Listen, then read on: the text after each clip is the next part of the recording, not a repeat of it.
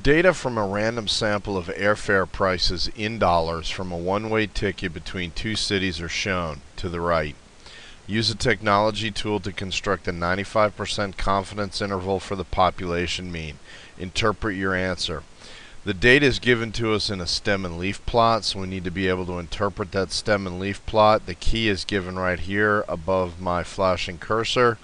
We have 21 vertical line 3, that's equivalent to 213.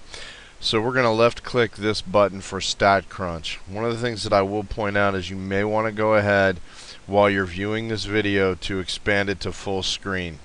It may show up the printing a little bit more clear. So left click StatCrunch and this will open the StatCrunch window. You should already be signed in since you're signed into MyStatLab. I'm going to move this over so that we can see exactly what we're doing. And now what we're going to do is we're going to enter this entire stem and leaf plot into this first column. The first number will be 213, then we'll have 215, 223, and that occurs 3 times 224, and so forth until we have all of the data values entered in.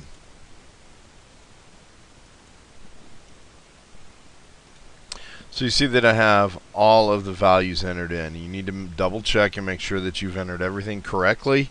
There are 31 data values in this stem and leaf plot, and there are 31 data values in my column, and I have verified them. So then what we're going to do is left click the stat button here, and then we're going to go to Z-Stats. Why are we going to Z-Stats? Because we're looking at Z-scores since this has a sample size of 30 or greater. So we will left click, we will highlight one sample and then left click with data.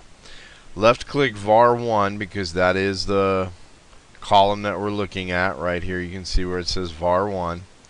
And what we're going to do is a confidence interval for the mean. Now notice that this is already defaulted to 0.95, but you can change it to whatever you need it to be. For example, 0.90.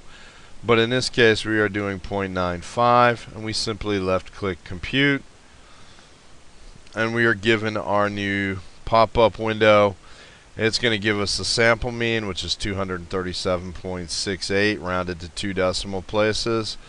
The standard error is 2.28 rounded to 2 decimal places, with a lower limit of 233.2 and an upper limit of 242.1.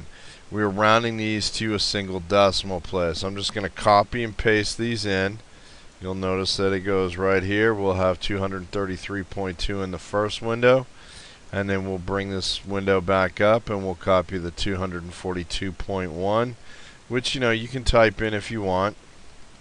You'll left click check answer, and we're good with that. Then we're going to continue, and we can interpret our answer. With 95% confidence, you can say that the population mean airfare price for a one-way ticket between the two cities is between the two endpoints. With a 95% confidence, you can say that any sample mean of a sample of airfare prices for a one-way ticket between the two cities is between the two endpoints. Or C, there is a 95% probability that the actual mean is in the interval.